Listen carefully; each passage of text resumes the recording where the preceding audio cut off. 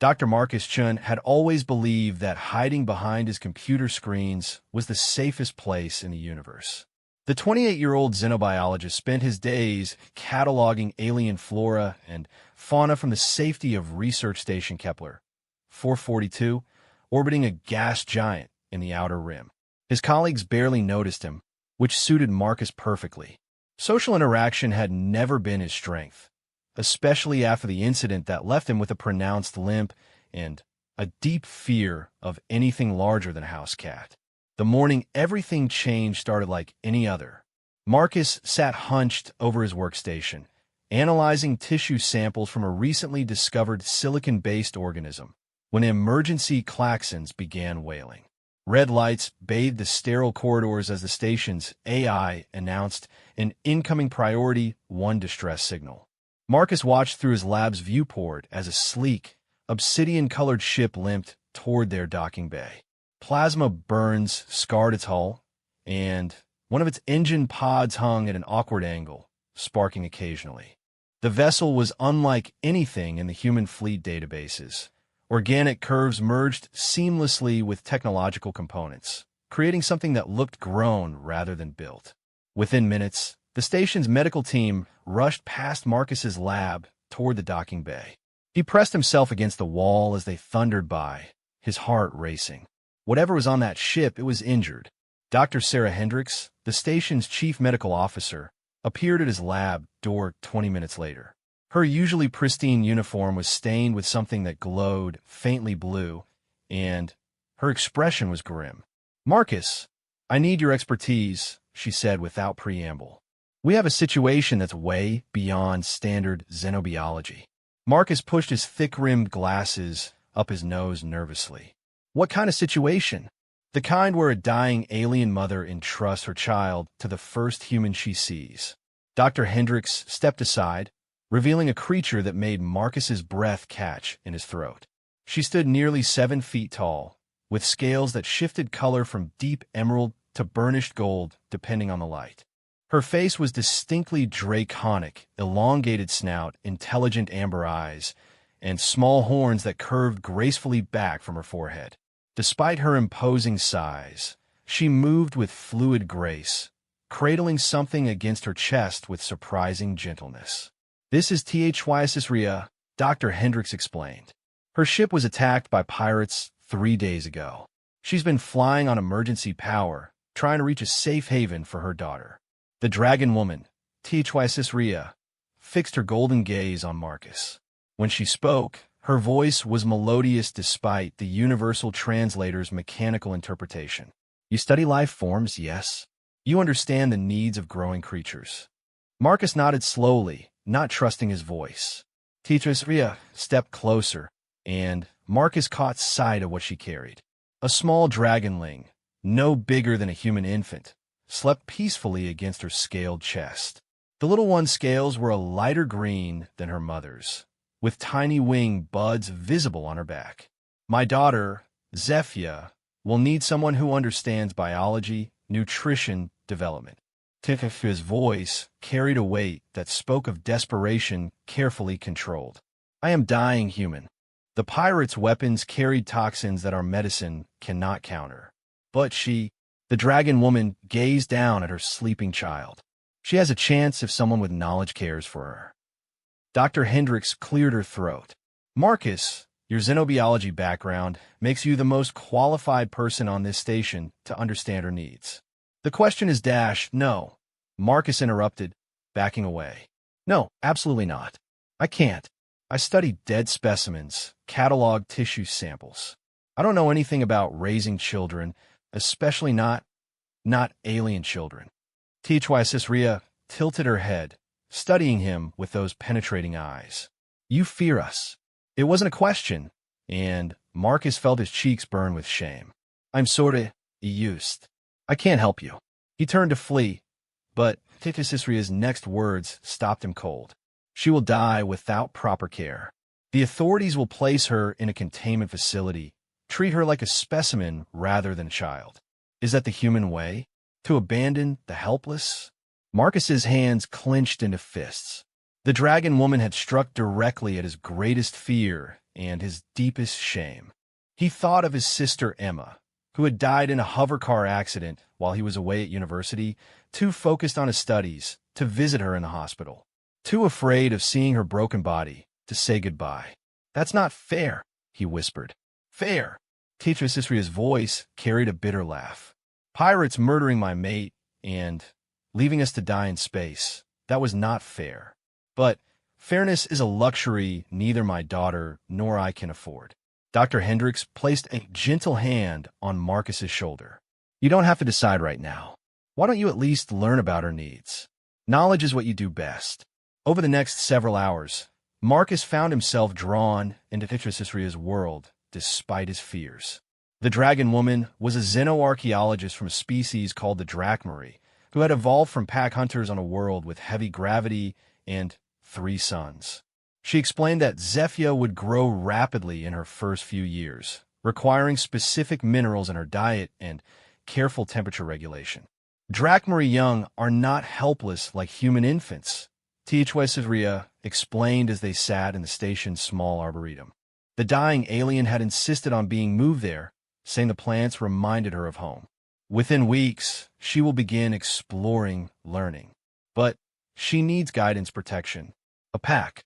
Marcus watched as the tiny dragonling stirred in her mother's arms, amber eyes opening to gaze around with startling intelligence.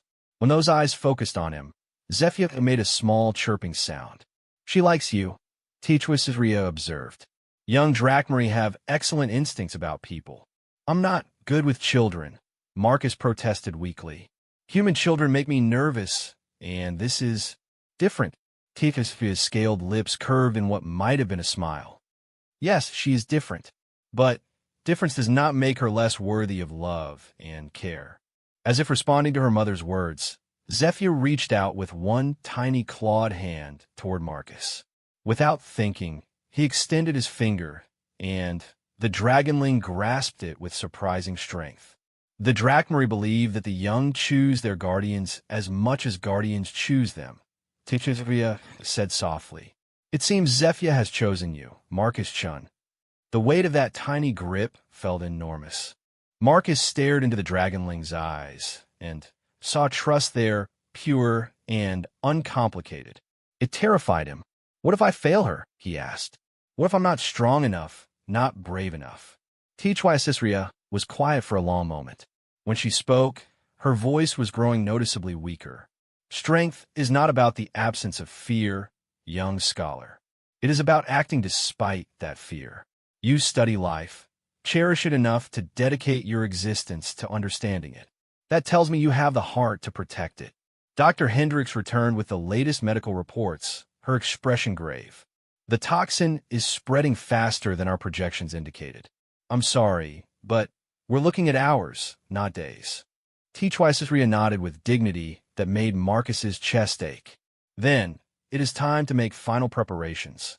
She spent the next few hours teaching Marcus everything she could about Drachmari biology, culture, and child-rearing.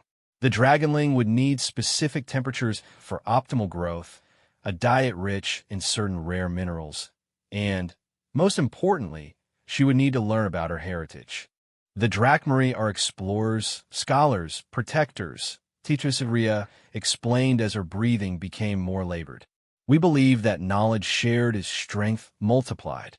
Zephyr must learn this, must understand that her differences make her valuable, not dangerous."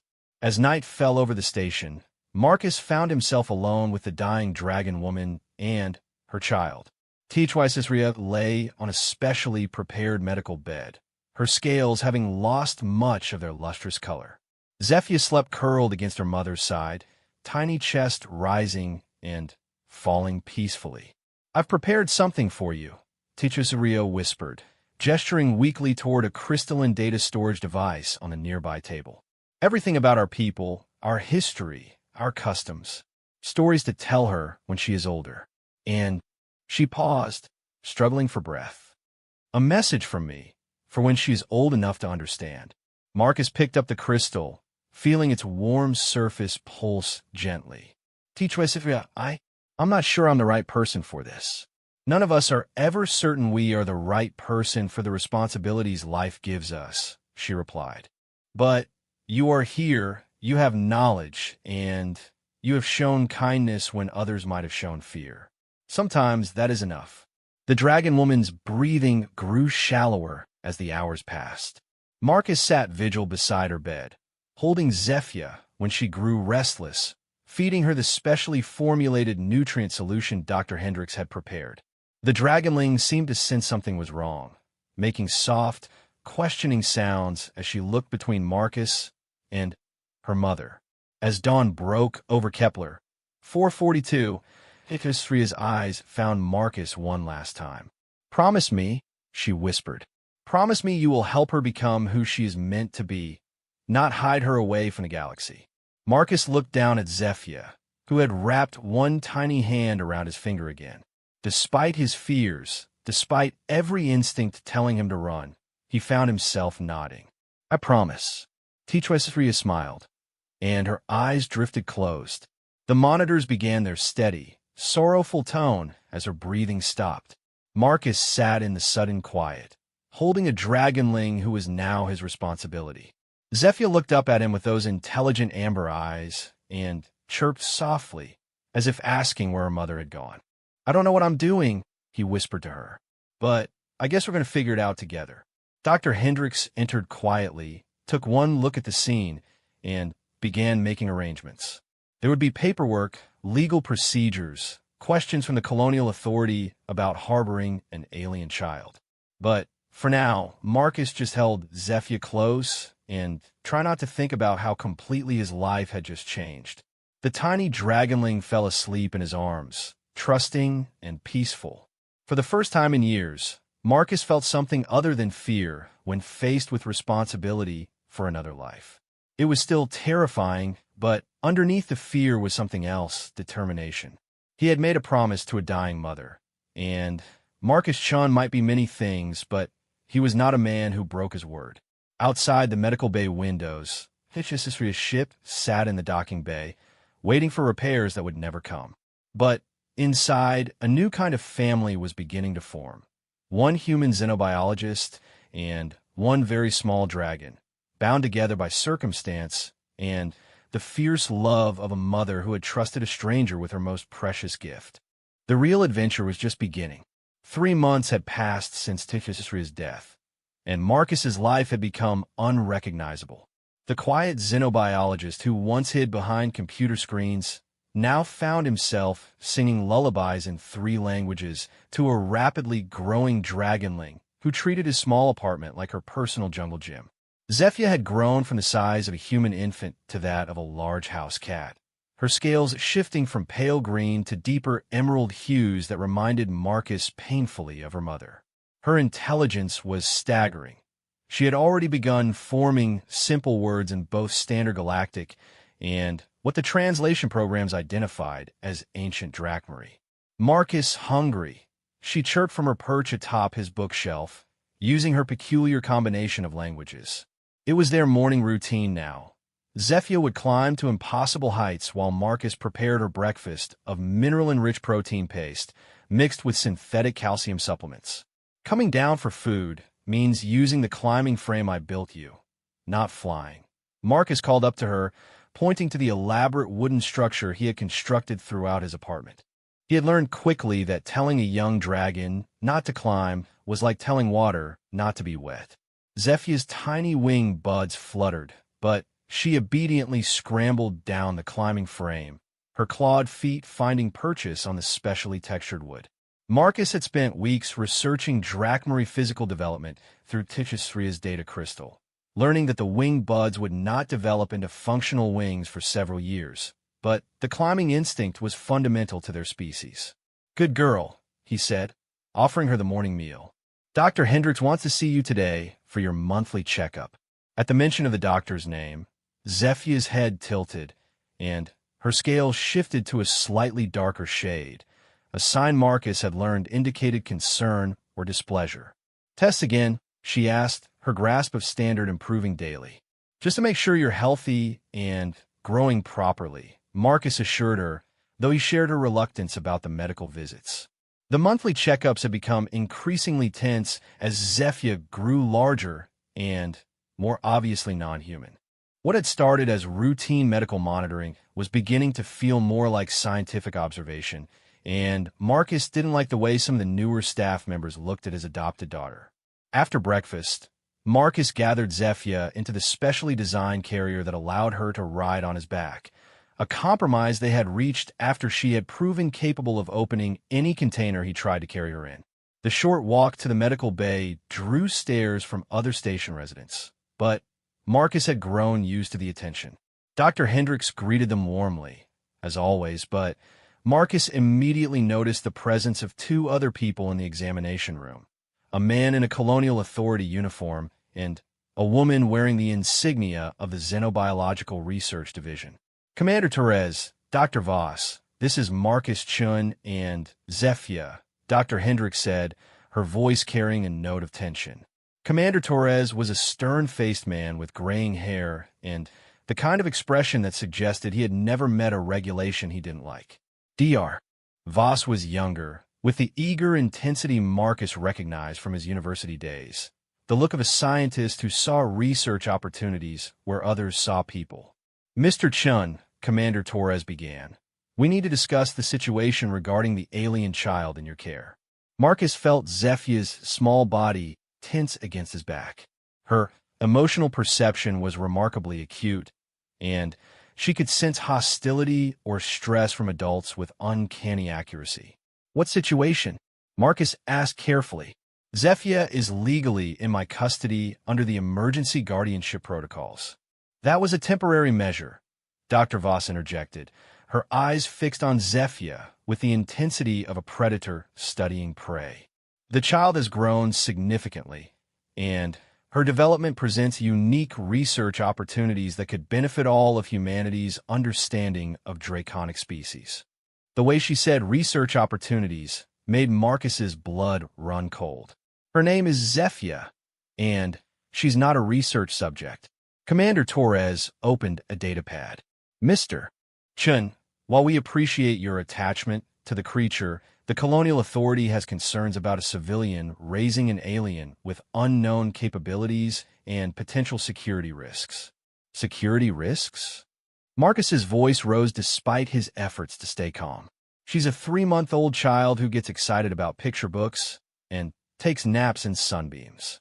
A 3-month-old child who can climb walls, has natural armor plating, and shows signs of developing enhanced physical capabilities, Dr. Voss countered. This is exactly the kind of development that needs proper scientific monitoring. Zephyr shifted on Marcus's back, and he could feel her small claws gripping his shirt more tightly. She was understanding far more of this conversation than the adults realized. Dr. Hendricks stepped forward. Perhaps we should discuss this privately, without the child present. The child stays with me, Marcus said firmly. Zephyr, nobody is going to separate us. I promise your mother, and I keep my promises. At the mention of her mother, Zephyr made a soft, mournful sound that cut through the tension in the room like a blade. Even Dr. Voss looked momentarily uncomfortable. Commander Torres cleared his throat. Mr. Chun, the Xenobiological Research Division has offered to provide proper facilities for the alien's development. She would receive excellent care and contribute to scientific advancement that could benefit both our species. You mean she would become a lab specimen? Marcus said flatly. She would be treated humanely She would be treated like a test subject. Marcus turned to face Dr. Voss directly. Tell me, Doctor, in your proposed research plan, when would Zephyr be allowed to play with other children? When would she learn to read? When would she be allowed to make friends, have hobbies, develop her own interests? Dr. Voss blinked. The development of cognitive and social behaviors would naturally be part of the study parameters. That's not what I asked. Marcus's voice carried a steely edge that surprised even him. You see her as a fascinating specimen. I see her as my daughter. The word hung in the air. It was the first time Marcus had said it aloud, and the truth of it settled into his bones with startling certainty. Somewhere in the past 3 months, between midnight feedings and teaching her to use eating utensils designed for clawed hands, Zephyr had become exactly that, his daughter. Mr. Chun, Commander Torres said in a tone that brooked no argument. The Colonial Authority has the right to intervene when the welfare of alien beings under human care is in question. And I have the right to request a formal custody hearing, Marcus replied. Zephyr's mother chose me as her guardian. She trusted me with her child's life and future. I won't let you turn her into a science experiment. Dr. Hendricks had remained quiet during the exchange, but now she stepped forward with a data pad of her own. Commander, I've been monitoring Zephyr's development for 3 months. Every indicator shows healthy, normal growth patterns for her species. Her emotional and social development is excellent. She shows appropriate attachment behaviors, demonstrates problem-solving skills, and exhibits normal childhood curiosity and playfulness. There are no signs of developmental problems that would justify removing her from Mr. Chen's care. Commander Torres frowned. Doctor, that's not the point. The point is whether a civilian xenobiologist is qualified to raise an alien child with unknown capabilities. Unknown capabilities like what? Marcus challenged. Like being able to climb furniture? Like having better night vision than humans? Like being able to regulate her body temperature? None of those things make her dangerous. Dr. Voss leaned forward eagerly. But they make her fascinating from a research standpoint. Think of what we could learn about draconic physiology, about their cognitive development, about their potential applications in dash applications. Marcus's voice went dangerously quiet. She's not a tool to be applied. She's a child to be raised and loved and given the chance to become whoever she chooses to be. Zephyr had remained silent through most of the argument, but now she spoke up in her clear, piping voice. Marcus is my pack. Mama said pack protects. The simple statement, delivered with absolute conviction, silenced the room. Dr. Voss stared at the dragonling with surprise, while Commander Torres looked uncomfortable for the first time since the meeting began. Dr. Hendricks smiled sadly. There's your answer, Commander. Zephyr has bonded with Marcus as her family unit. Separating them now would cause significant psychological trauma. The hearing is scheduled for next week, Commander Torres said after a long pause. Mr. Chun, I suggest you prepare your arguments carefully. The review board will include representatives from the Colonial Authority, the Xenobiological Research Division, and the Department of Interspecies Relations. After they left, Marcus sat in the examination chair with Zephyr still clinging to his back, both of them shaking slightly from the confrontation. They want to take you away, he said quietly. I won't let that happen. Scared, Zephyr whispered against his neck. I'm scared too, Marcus admitted. But sometimes being scared doesn't mean you can't be brave at the same time. Dr. Hendricks approached with a gentle smile. Marcus, there are people who can help you prepare for the hearing. The Station Legal Aid Office has handled custody cases involving non-standard families before. Over the following week, Marcus threw himself into preparation with the same obsessive focus he had once applied to his research. He gathered testimony from everyone who had interacted with Zephyr, the teaching staff who had helped develop her educational program, the maintenance workers who had child-proofed his apartment, even the cafeteria workers who had watched her learn to use eating utensils. Zephyr seemed to understand that something important was happening. She was unusually well-behaved, spending more time than usual curled up with a data crystal that contained her mother's messages, as if drawing comfort from the connection to her heritage. The night before the hearing, Marcus found her sitting by the viewport in their apartment, staring out at the stars. Her scales had taken on the deep blue-black color that he had learned indicated deep thought or sadness. Thinking about your mama, he asked, settling down beside her. Mama chose you, Zephyr said slowly, working out the complex thoughts in her developing language skills. Packed shoes means forever. Marcus felt his throat tighten. It means forever, little dragon. No matter what happens tomorrow, you're my family. I'll fight for you. Zephyr leaned against his side, her warm scales a comforting weight. Good pack leader, she said simply. Marcus wrapped his arms around her carefully, mindful of the small spines along her back. Tomorrow would bring the hearing, and with it the possibility of losing the most important person in his life. But Tonight, they were together, and that had to be enough.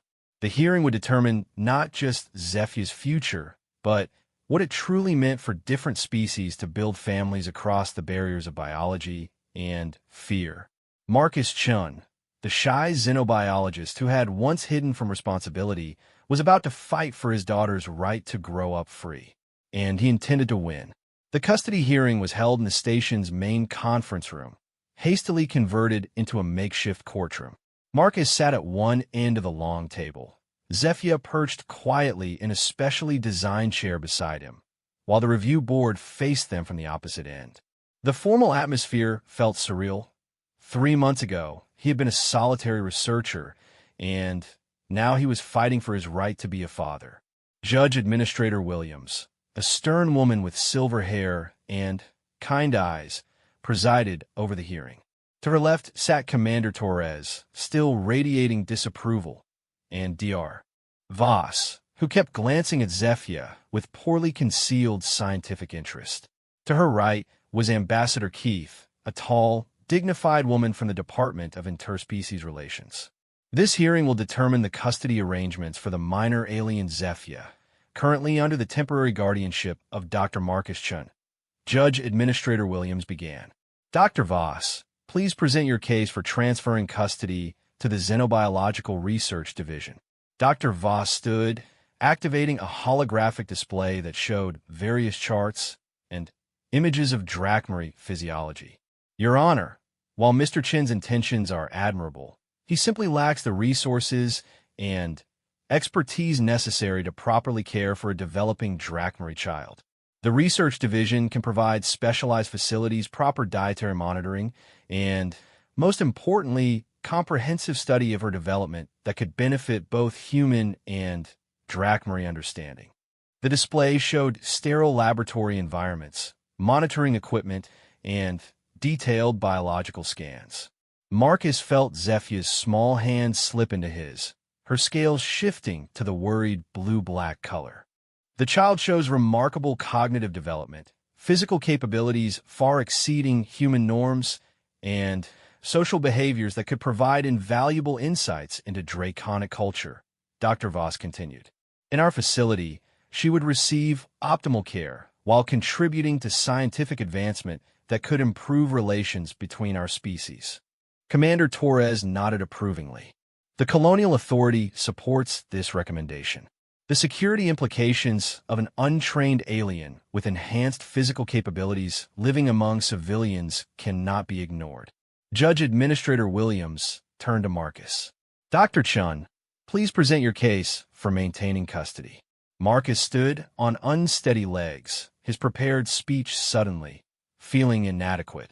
He looked down at Zephyr, who gazed up at him with complete trust, and found his voice. Your Honor, 3 months ago, a dying mother chose me to care for her child. Not because I was the most qualified scientist or because I had the best facilities, but because she believed I would love her daughter and help her grow into who she was meant to be.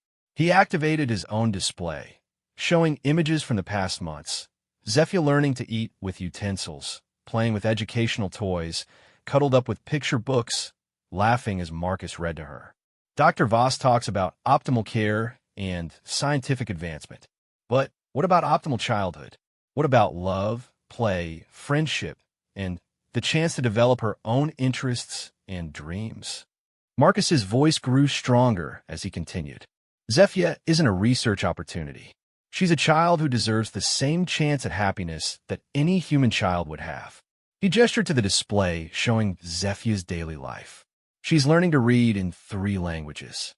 She has favorite foods, favorite stories, and an imaginary friend named Sparky, who's apparently a small star dragon. She gets excited about bubble baths and takes naps in sunny spots. These aren't research data points. They're the building blocks of a healthy childhood. Dr. Hendricks stepped forward as his first witness.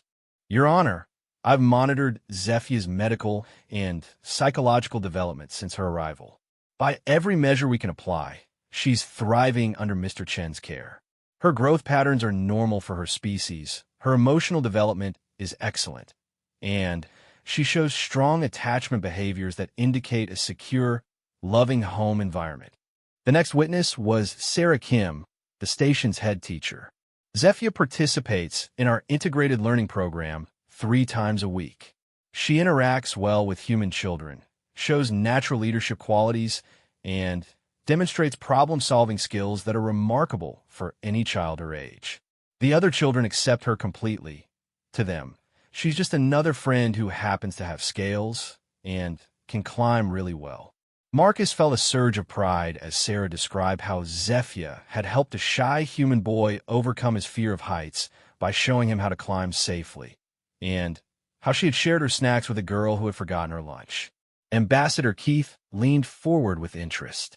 Ms. Kim, how do the human children respond to having an alien child in their class? They love her, Sarah replied simply. Children don't see alien the way adults do. They see a friend who's good at climbing, who knows different songs, who tells interesting stories about dragon customs. Zefia bridges cultures naturally because she's growing up in both. Dr. Voss interjected, but what about her enhanced capabilities? Surely there are safety concerns. Sarah smiled. Zefia is stronger and more agile than human children her age, yes. She's also more careful and protective of others because of it. Last week, she caught a falling child before he could hit the ground. Her enhanced capabilities make her helpful, not dangerous. The testimony continued with Maintenance Chief Rodriguez explaining how Zefia had helped design safer climbing equipment for all the station's children, and Dr. Patel from the Linguistics Department describing her remarkable facility with languages and her role in preserving Drakmari cultural knowledge. Then, Marcus presented his most important piece of evidence, the data crystal containing Tifisria's final messages. Zefia's mother left detailed instructions for her care, including specific requests about her cultural education and social development. Marcus explained. She explicitly stated that Zefia should be raised to understand both her Drakmari heritage and human society to serve as a bridge between species. The crystal projected Tifisria's image, and her voice filled the room with dignity and love. My daughter must learn that differences are strengths to be celebrated, not obstacles to be overcome. She must understand that knowledge shared creates bonds stronger than blood, and that family is chosen as much as inherited. The room fell silent as Tifisria's message concluded. Even Dr. Voss looked moved by the dying mother's words. Judge Administrator Williams turned to Zefia. Child, do you understand what we're discussing here? Zefia straightened in her chair, her scales brightening to their confident gold color. Yes, Judge Person. Some people want me to live in a laboratory so they can study me. But I want to stay with Marcus because he's my pack father. Can you explain what pack father means? Ambassador Keith asked gently. Pack protects, teaches, loves, Zefia said with the simple certainty of childhood. Marcus teaches me human words and Drakmari stories. He protects me from scary things and makes sure I eat vegetables even when I don't want to. He loves me even when I break things or climb on the furniture. She looked directly at Dr. Voss. Laboratory people want to study my body and my brain, but Marcus studies my heart and helps it grow strong. Marcus felt tears prick his eyes at her words. This remarkable child, his daughter, was fighting for their family with wisdom that surpassed her months of life. Dr. Voss made one final attempt. Your Honor, the research opportunities dash, Dr. Voss. Judge Administrator Williams interrupted. Would you subject a human child to constant medical monitoring and research protocols? Of course not, but this is different dash. How is it different?